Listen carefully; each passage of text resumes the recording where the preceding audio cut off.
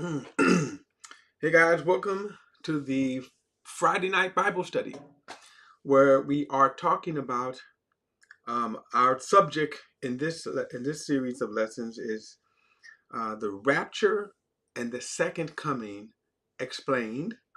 This is an in-depth study of the um, end times, and we are. Let me see here. We are. We're going very in depth to explaining the difference really between the rapture and the second coming. Now, I did talk a little in the early part of the series um, about the rapture. I will circle around on that at another time, and the reason, now what I'm dealing with and talking about, so that we can understand when we talk about the rapture. Now, let me kind of backtrace that one of the purpose that I'm doing is really explaining my position on the rapture. Okay, so that's really that's really what I'm doing, when we talk explaining the rapture. Okay, so um, so what is the rapture? Well, the rapture of the church is when Jesus will remove his church from the earth. He will remove his church from the earth. Okay. Um, that's called the rapture. Now, Paul, Paul says snatching away, catching away. So where the debate comes in is really when the rapture will happen. Now, there are three views on the rapture of the church. There is what's called the post-millennial, the post-tribulation position of the church, of the rapture. They believe that the church of Jesus Christ, the body of Christ, will go all the way through the tribulation period. I'll explain that in a moment.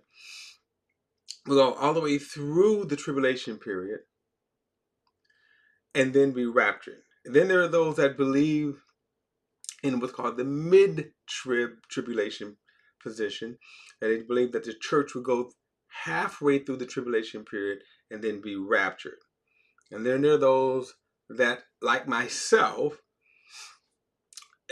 I believe in what's called the pre-tribulation period, which means I believe the rapture of the church will take place before the rapture of the church. Before the tribulation period begins.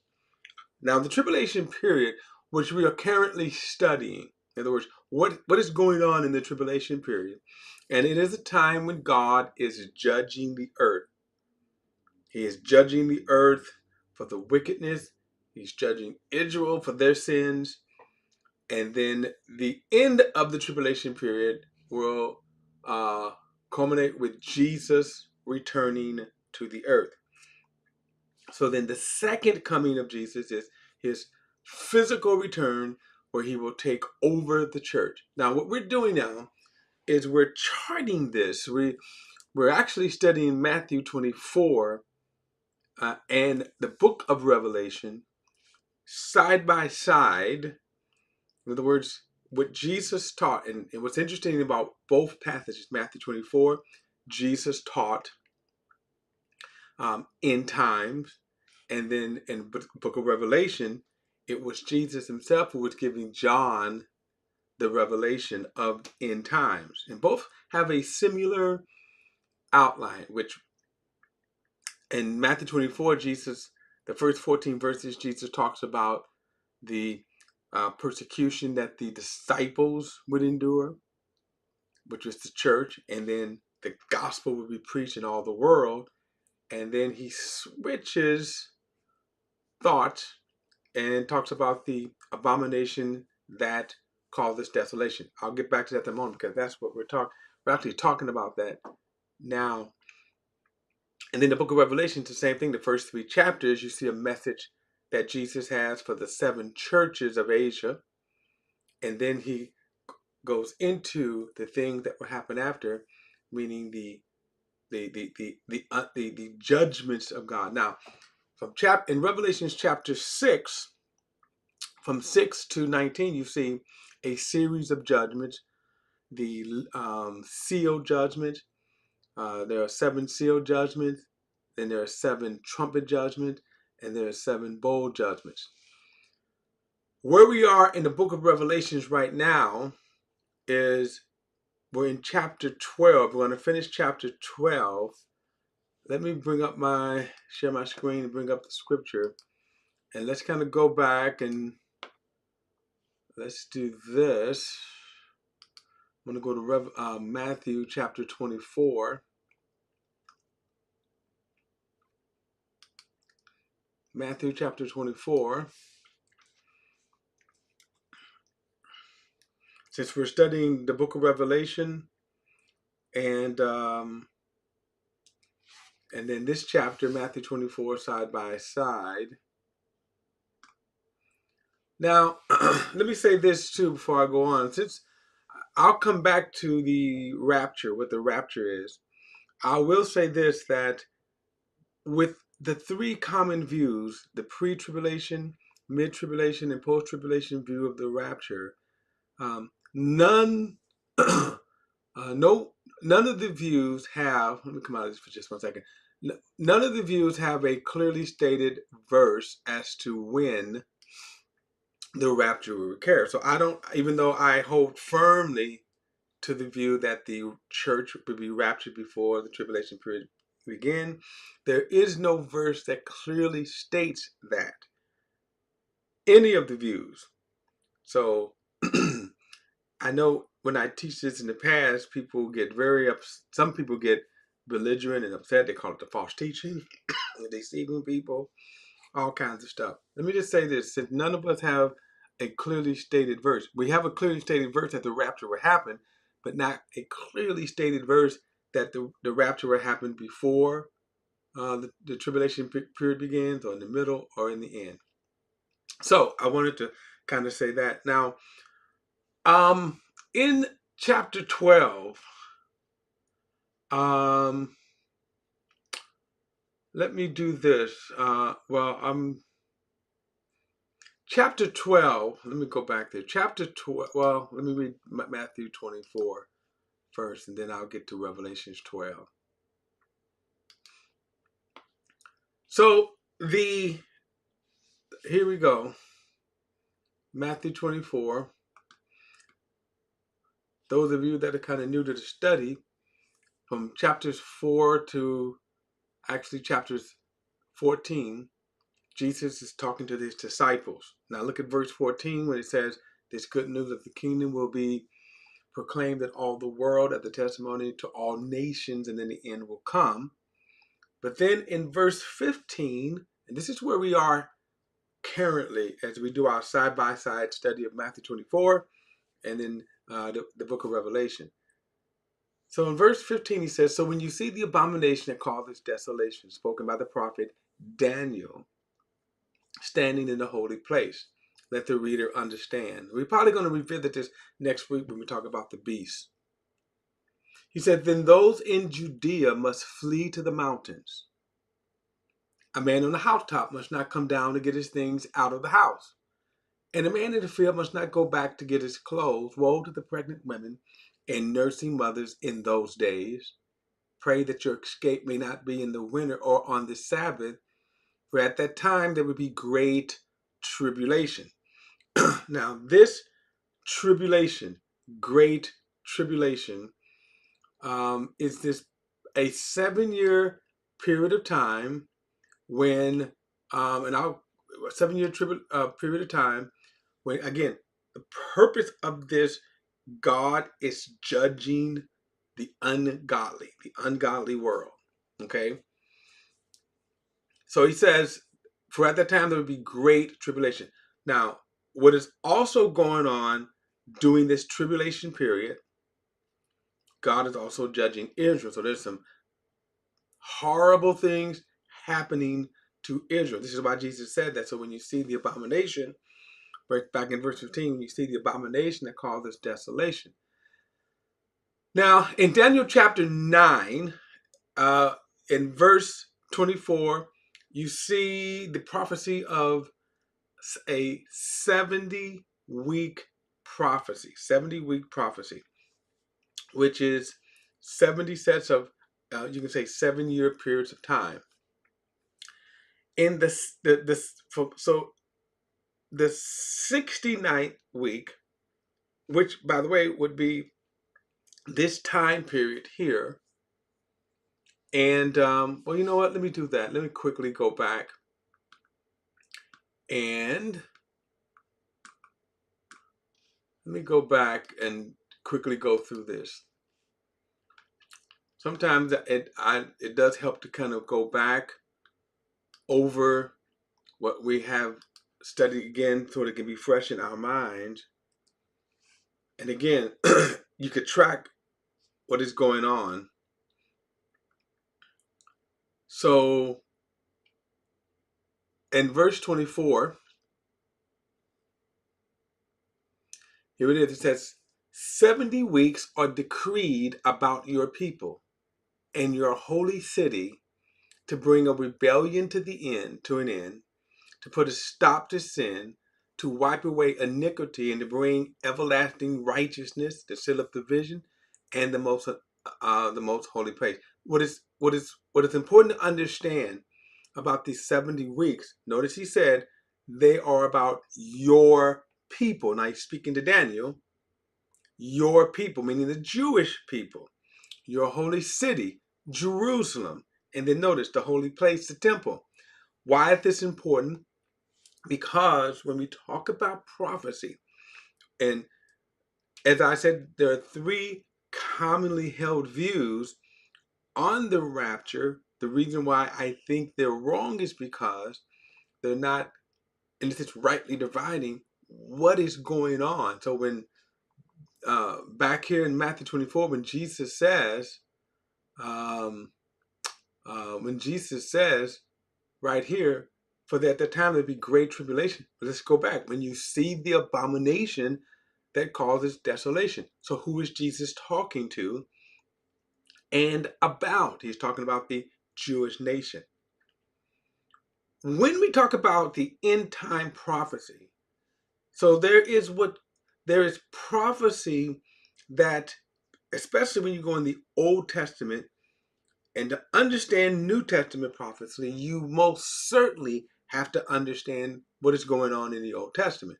So, for example, Jesus even tells us here, right? When you see the abomination that causes desolation. Well, what is this? He said, then spoken by the prophet Daniel. And notice this, standing in the holy place. So he's not talking about the church or the Christian church or the body of Christ. Right? He says, let the reader understand. Those in Judea. So right there, now the difference between verse 14, which says this good news of the kingdom will be proclaimed in all the world, right, as a testimony to what? All nations. Then he says, now he narrows down the geography by saying, those in Judea must flee to the mountains. And I'm gonna go through scripture to explain this. Those in Judea must flee to the mountains. A man on the housetop must not come down to get his things out of the house. A man in the field must not go back to get his clothes. Woe to the pregnant woman and nursing mothers in those days. Pray that your escape may not be in the winter or on the Sabbath. Well, why would the Christian church have to worry about the Sabbath? Well, we don't. However, who is he talking to? Well, remember Jesus said that we should understand, let the reader understand. 70 weeks are decreed. This is where Jesus is quoting from. 70 weeks are decreed about your people, your holy city, to bring a rebellion to an end, to put a stop to sin, to wipe away iniquity, and to bring in everlasting righteousness. Now, again, we did cover this, a few studies ago. We did study this, okay? Now, he says, no one understand this from the issuing of the decree to restore and rebuild what? Jerusalem until the Messiah, the Prince, will be 7 weeks and 62 weeks, or 69 weeks. It will be rebuilt with the plow and the mold, but in difficult times. Now, this decree that he's talking about, if you read the book of Ezra, chapter 1, King Cyrus issued this decree after the 70-year exile. So remember, all of these prophecies kind of centers around God's plan and purpose for the nation of Israel. Now, at this point, the church is not mentioned here. The church is not mentioned per se in Matthew 24.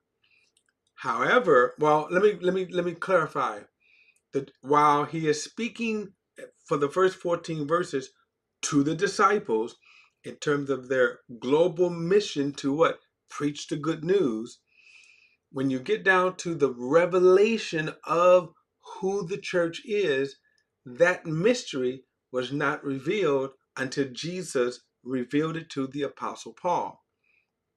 So in other words, the rapture of the church is not in view in any of these verses in the Old Testament or in Matthew 24. But notice what he says here. So this issuing of the decree, so you have this prophetic proclamation, right? That says when King Cyrus issues the decree. Now, from Daniel's perspective, this is just a few short years in the future, but he says from the issuing of the decree to restore and rebuild Jerusalem. This happened in Ezra chapter 1 when King Cyrus, after the 70-year exile. In fact, this prophecy, let's go back to the very first where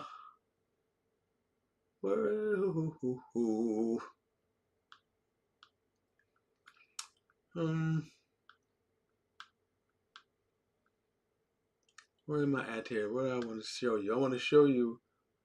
All right, here we go.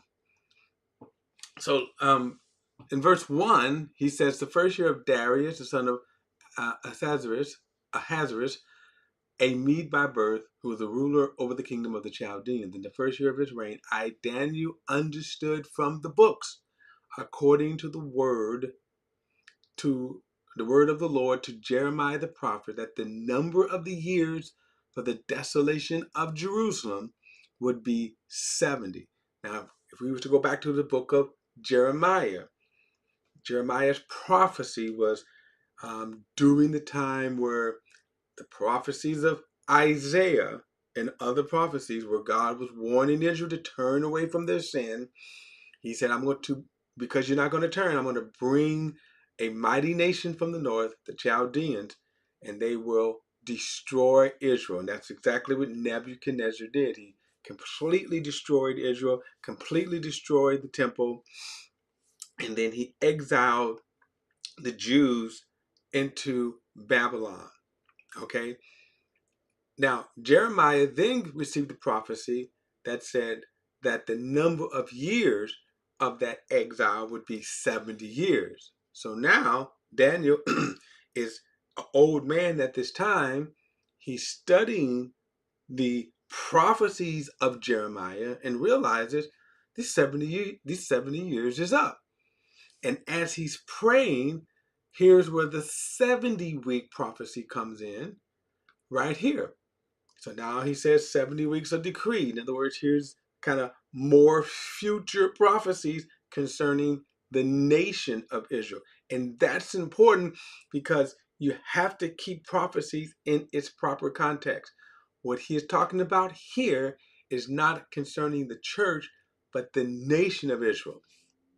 So then verse 25, that's why he says, verse 24, 70 weeks. Now we said this, okay, we'll explain how we get the 7-year timetable, but then 70 weeks are decreed about your people, Jewish people, in your holy city, Jerusalem, and then skip down to the most holy place, Jerusalem. And then he says, know and understand,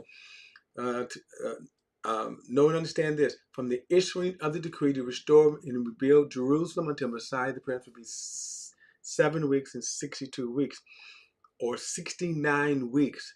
So if you date from the in Ezra chapter 1, when King Cyrus issued a decree after the 70 years exile was done, he said, go back and go back. I'm issuing this decree.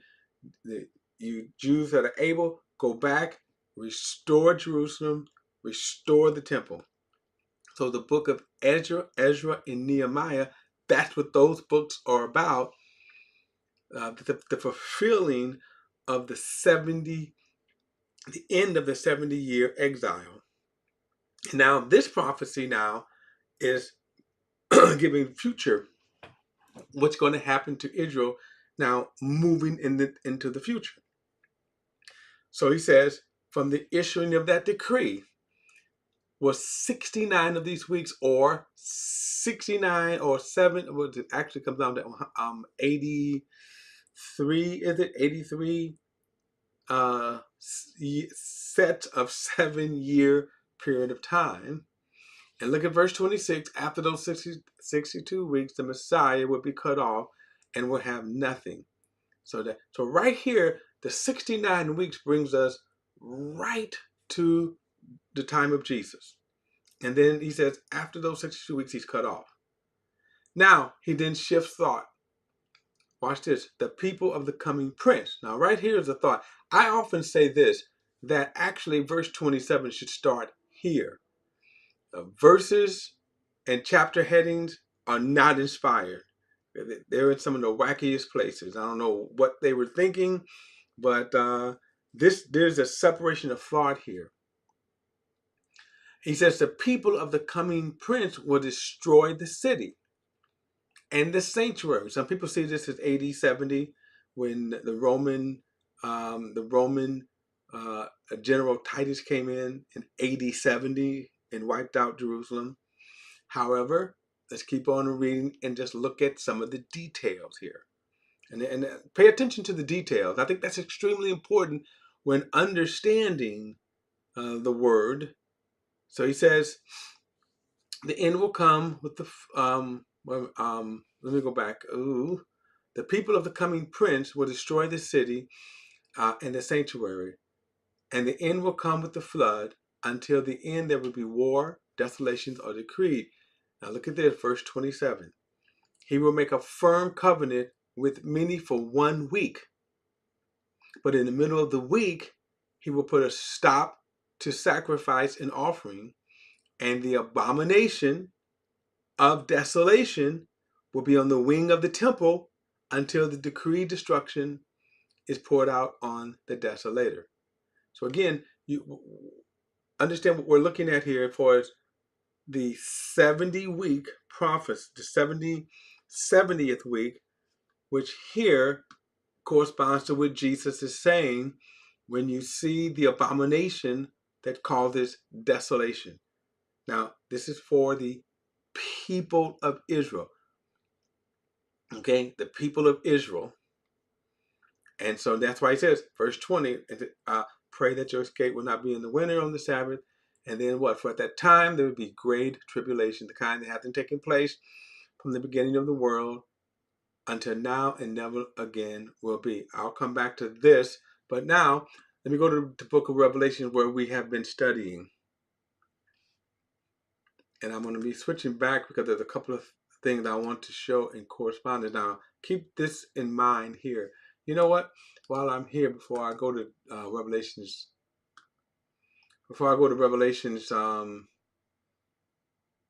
chapter 12, let me read Daniel chapter 12.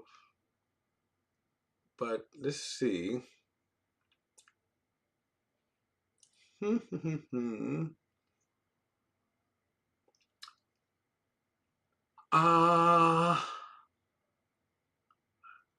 Well, there's something I want to see. Okay, look at verse 12 says, at that time, well, let me go back because he actually starts this thought before.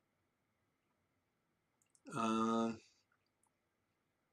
I want to start here. me start right about here. All right. Oh, all right. Verse 29.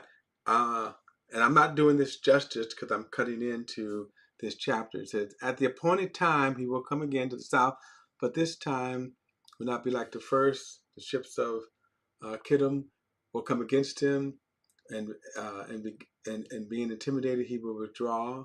Then he will with rage. Then he will rage against the holy covenant and take action. On his return, he will favor those who abandon the holy covenant. His forces will rise and desecrate the temple fortress. They will abolish the daily sacrifice, set up the abomination of desolation." Now, in fairness, some people see this just, I think I'm trying to think, it was around, well, shortly after, not just a couple of hundred years after Daniel's time. But I think this is referring to, again, the beast. Some people know him as the Antichrist. And he says, with flattery, he will corrupt those who act wickedly towards the covenant, but the people who know their God will be strong and take action. Those who are wise among the people will give understanding to many, yet they will die by the sword and flame and be captured and plundered for a time.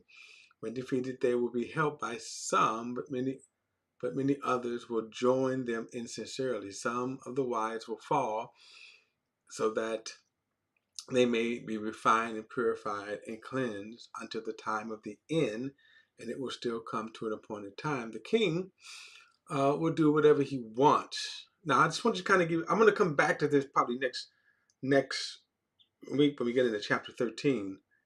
But notice he says he will exalt and magnify himself above every god, and he will say outrageous things against the God of gods.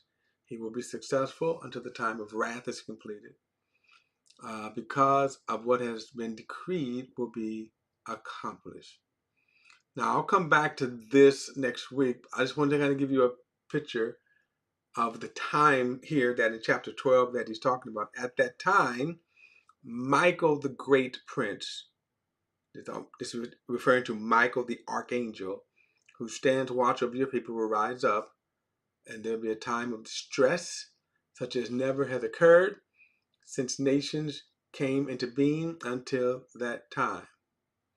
Now, let me go to Revelations chapter 12, and you'll see how he is talking about what is going on here in Revelations. Oh, come on. Revelations 12. Okay, we started studying this last week. Let me read from verse 1 again. It says, "A great sign appeared in heaven, a woman clothed with the sun and with the moon under her feet, and a crown of 12 stars under her head." Now, if you go to, I think it's Genesis chapter 37, where you see Joseph as a young man, he has this dream, and one of the pictures of that dream was 12 stars and the moon bowing down to him. So again, you see this kind of overview, this view image of Israel and God's plan. But notice he says it appears that the woman clothed with the sun and the moon under her feet and a crown of 12 stars under her head. Kind of the symbol of Israel, the 12 tribes. It says she was pregnant and cried out in labor and agony, and she was about to give birth. Then another sign appeared. There was a great fiery red dragon having 7 heads and 10 horns. Now keep that in mind, because those 10 horns are going to play, they're a very, very important sign, because they're going to represent 10 kingdoms at the end of time. It says there was a fiery red dragon having 7 heads and 10 horns on his head and 7 diadems. This also gives us the timing of what this picture is talking about right here. Really the time of the end. Verse 4, his tail swept away a third of the stars in heaven and hurled them to the earth. And the dragon stood in front of the woman who was about to give birth, so that when she did give birth, he might devour the child. But she gave birth to a son, a male who was going to shepherd all nations with an iron scepter. And her child was called up to God, to his throne. And the woman fled into the wilderness, where she had a place prepared by God to be fed there 1260 days. Now, if you remember the 70th week of Daniel, which we just read, remember he said that he will confirm the covenant for 1 week, and then in the middle of the week he will break the covenant. He will set up the abomination that called this desolation. This image that we're receiving here is, of course, the ultimate ruler of the beast, which is Satan. Now, we'll get to him in the next chapter, and you're going to even see that he's going to say that he's get his power from Satan. So now, as you can see, this kind of overview picture where Satan is standing before Israel, right, to try to destroy the child, but the child is called up to God and to his throne. And then notice he says the woman fled into the wilderness, where she had the place prepared by God, meaning Israel. What? And here he gives a time of what he's talking about. The last 3.5 years of the 7-year tribulation period. Now, verse 7 says, then war broke out in heaven. Michael and his angels fought against the dragon, and the dragon and his angels also fought, but he could not prevail, and there was no place for them in heaven any longer. So the great dragon was thrown out, that ancient serpent who was called the devil and Satan, the one who deceives the whole world. Now look at that. The devil deceived the whole world.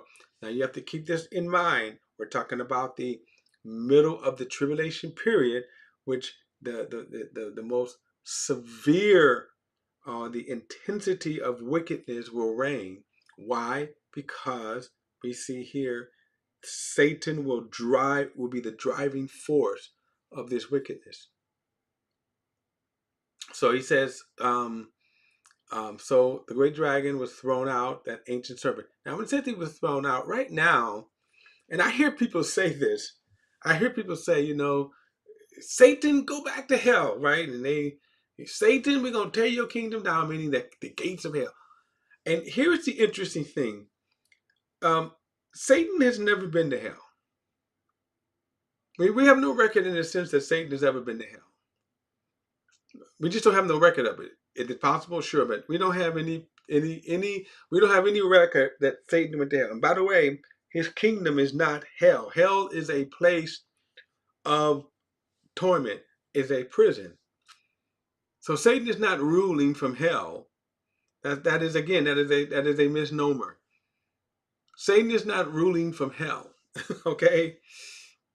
So, he would probably be one of the last to go to hell. We're going to find this out. You go all the way to Revelation chapter 20, and you find he's one of the last to go to hell.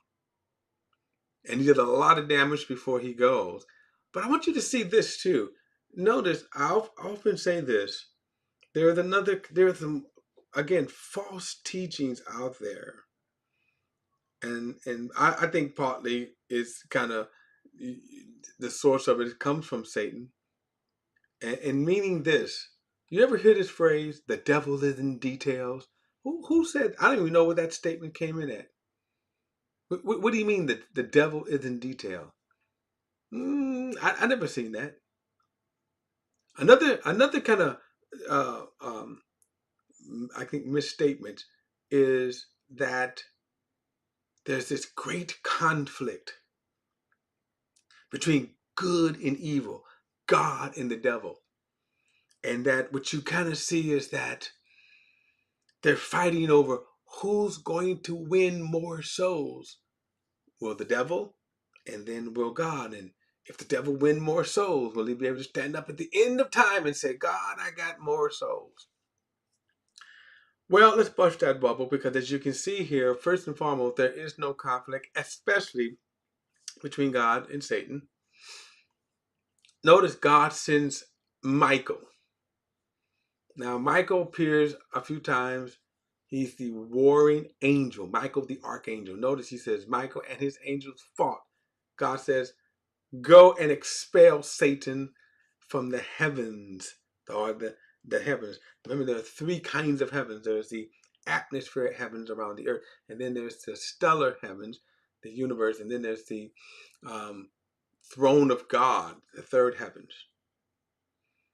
And so where Satan's rule is the heavens, okay? And notice now the time will come when he will be banished, he will be thrown out, and Michael and his angels will come and expel them. And notice there's not going to be this great tussle and fought. Michael just comes and what? Throws them out. And then it says, verse 9, so the great dragon was thrown out, that ancient serpent who was called the devil and Satan, the one who deceives the whole world. He was thrown out, he was thrown to earth, and his angels with him. Okay. Verse 10, then I heard a loud voice in heaven say, the salvation and power and the kingdom of our God and the authority of his Messiah have now come, because the accuser of our brothers has been thrown out, and the one who accuses them before our God day and night, and they conquered him in the blood of the Lamb. They conquered him by the blood of the Lamb and by the word of their testimony. For they did not love their lives in the face of death. Now, this statement here is going to be more intense when we get into, for example, chapter 13, chapter 14, chapter 16, that during this period of time, and as we have seen, there is a lot of martyrdom that's going on. During this period of time, and in America, we are pampered. Now, there are saints of God that are suffering right now around the world. They face perilous times. There's what's called the underground church movement, and some of them are jailed and tortured for their faith. This time it's going to even be increased, more intense, because you will be beheaded, and that's why he says here that they conquered him by the blood of the Lamb and by the word of their testimony.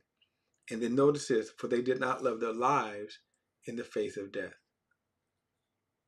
Death will be a common part. Another kind of a quick story in church history. You read the story about that the time it started, you can even tell, around the late century. So the Apostle Paul, Peter, Jude, and all of them began to suffer martyrdom, the apostles. Towards the end of the first century, you start to see the persecution of the church kind of ramp up. And then when you get into the second century, so you see the what's called the first, at the end of the apostle, like the Apostle John, 80, 95, and then you go into the first and then the second century. Those 2 centuries, there were these bouts of intense persecution. And there was such a pride in that people thought it was a worthy honor to suffer for the Lord, to be martyred. And one kind of interesting story was that some of the young people were so zealous for that, they would kind of throw themselves in harm's way, hoping for that, martyr's crown. People had to tell them that, you're going to get to heaven, but you don't have to kind of taunt, the world. But anyway, notice he says right here, for they did not love their lives in the face of death. And verse 12 says, therefore rejoice, ye heavens, and you who dwell in them. Woe to the earth and the sea, for the devil has come down to you with great fury, because he knows he has a short time. Very interesting statement here, right? Now, there's a couple of ways of kind of unpacking that. He knows he has a short time. So think about the torment of that, but then also think about the fact that he knows he had a short time. Notice, he knows he had a short time. He knows he's doomed. He knows there's no salvation for him. But look at the incredible hardness in his heart. The incredible hardness that he will not cry out for mercy. Verse 13 says, when the dragon saw that he had been thrown to the earth, he persecuted the woman who gave birth to the male child. The woman was given 2 wings of a great eagle so that she could fly from the serpent's presence to the place in the wilderness, where she is fed for time and time and half a times, or 3.5 years. From his mouth the serpent spewed out water like a river, flowing after the woman to sweep her away in the torrent. But the earth helped the woman, and the earth opened his mouth and swallowed up the river that the dragon had spewed from his mouth. So the dragon was furious with the woman and left to wage war against the rest of her offspring, those who keep God's commands and have the testimony of Jesus. And then it says he stood on the sand of the sea. We'll get back. All right. Now, so if you look at this, and again, intense persecution, rage, again, against Israel. They are to have another Holocaust, more intense than they've ever seen, more than, the Holocaust of the 40s during World War II. And notice here who will be incensed, driving this with the pure hatred, will be Satan himself. Let me show you a couple of verses here.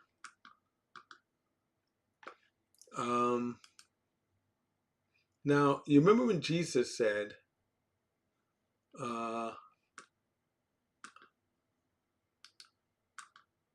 me read it again, okay? So verse 15, Matthew 24, so when you see the abomination that causes desolation spoken by the prophet Daniel standing in the holy place, let the reader understand. Then those in Judea must flee to the mountains. A man on a housetop must not come down to get his things out of his house. And the man in the field must not go back to get his clothes. Woe to the pregnant women and nursing mothers in those days. Pray that your escape may not be in the winter or on the Sabbath, for at that time there will be great tribulation, the kind that hasn't taken place from the beginning of the world until now and never will again. Unless those days were limited, no one would survive, but those days would be limited because of the elect. Now, let me show you another verse. Zechariah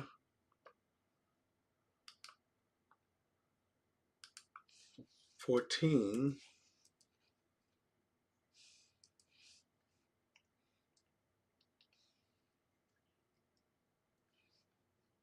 Oh. All right. All right. He says, verse 1 says, a day of the Lord is coming when your plunder will be divided in your presence. Now, remember this term, a day of the Lord is coming. When your plunder will be divided in your presence. I will gather all nations against Jerusalem for battle. Now, okay. The city will be captured, the houses looted, the women raped. Half of the city will go into exile, but the rest of the people will not be removed from the city. The Lord will go out and fight against those nations as he fights on the day of battle. On that day, his feet will stand on the Mount of Olives, which faces Jerusalem on the east. The Mount of Olives will be split in half from east to west, forming a huge valley, so that half of the mountain will be moved to the north and half to the south. You will flee by my mountain valley, for the valley of the mountains will extend to Israel. You will flee as you fled from the earthquake in the days of Uzziah, the king of Judah. Then the Lord my God will come and all the holy ones with him. So you see this great, again, intense here. We see it from a different perspective. And then the term day of the Lord, which always means, the day of the Lord always means this period of time in which God is judging. It's a time of wrath. The day of the Lord always means this is the time that God is going to judge. And part of that judgment, notice when he says here, I will gather all nations against Jerusalem for battle. But then notice he said the city will be captured. And then the house is looted. And the women raped. So it's going to be, again, a horrible time for Israel. Now, why is that? Too, because Israel is in rebellion against God. So that is why. And so this is a cleansing also of Israel, because there are also prophecies that there will be um, a restoration of Israel. Um, um, Let me see if I'm going to look at one more verse of scripture here. Let me look at, Ezekiel. By the way, as you're looking at this here, all of these prophecies, what is called the writing of the prophecies, all of them have these prophecies about Israel, the end times, the day of the Lord, the day of the Lord's return. So that's why I say you really should understand all of this section of the New Testament here. Okay, Isaiah, Jeremiah, Ezekiel. Um, I gotta see where. Uh, which verse I want to see here. Um, well, let's see. Let me try 11. Let's see if that's the one I want to look up. 11, 17.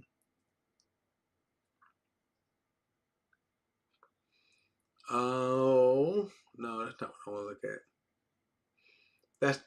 This what this is talking about is oh well, I will say this.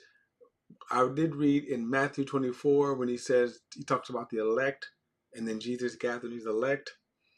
Um, Look at verse 16. Therefore, say, this is what the Lord God says, though I sent them far away among the nations and scattered them among the countries, yet for a little while I have been a sanctuary for them in the country where they have gone. Therefore, say, this is what the Lord God says, I will gather you from the peoples and assemble you from the countries where I have scattered you, and I will give you the land of Israel. And then you can kind of see right here, when they arrive there, they will remove all its detestable things and practices from it. I kind of threw that in there because, let me just say this. A lot of people see 1947, when the day Israel came back into the land, they do see that as a prophetic promise. I don't, for this reason. Notice, if God was assembling Israel back, there are some things that should be happening here, and that you didn't see that. You didn't see that with the nation of Israel now. In fact, the nation of Israel now is pretty much a very secular nation. Okay, it's a very secular nation. No, I can't find what I want. But there's a lot that I could go to, like what is called the Valley of Dry Bones chapter. But what I, as we talking about in Revelations here, this woman persecuted here is, as you can see, this time of great trouble against Israel. Now, those other verses of scripture that I thought I was looking up, they talk about, again, after this period of time, when God gathers them and God restores them to the land. But before that happens, there is a great destruction coming. So, what's important to understand too, as we're studying revelations that during this tribulation period, one of the focus is on what is going on with Israel in the land of Israel, okay? The prophecies that centered around that land there. And interesting enough, even the Antichrist will be so focused on that land. That's why he will establish a covenant and break it in the middle, and then he will set up the abomination that causes desolation. And then you will see this great Holocaust that's going to assume. I mean, it's going to follow by that. And Jesus said, "Hey, when you see that, when you see the abomination that makes desolation, flee to the mountains of Judea." And as we can see, those different prophecies that says that what's going to happen during that period of time. All right, next week we get into the beast, the Antichrist, the rise of the Antichrist, and that's a chapter that's very interesting itself. All right, guys, don't forget to like and share this video and subscribe to the Bible Plain and Simple. If you have a thought or comment, add it to the comment section below. All comments are welcome. I'll see you next Friday night for Friday Night Bible Study.